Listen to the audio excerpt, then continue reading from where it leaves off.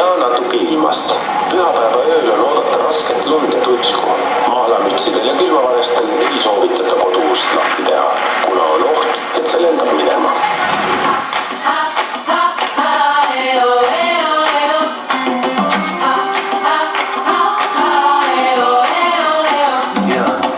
Alustasin Tallinnast, sõitsin läbi Nõmme, siis Haruteel sai tangitud ja Turbas tundsin tõmmet. Ristilt ostsin söögipoolist, Ligunas tegin toomi ja kui jõudsin Virtsus kassasse, mu reisiplaan sai hoobi.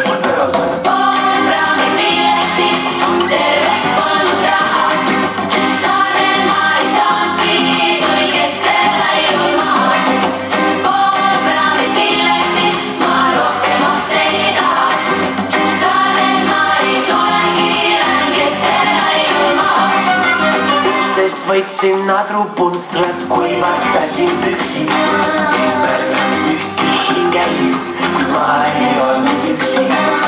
Ei nüüd mured, torgin mind, tõin rannani tull. Ja kui tarvis mulle hakatust, siis taskus selleks mul.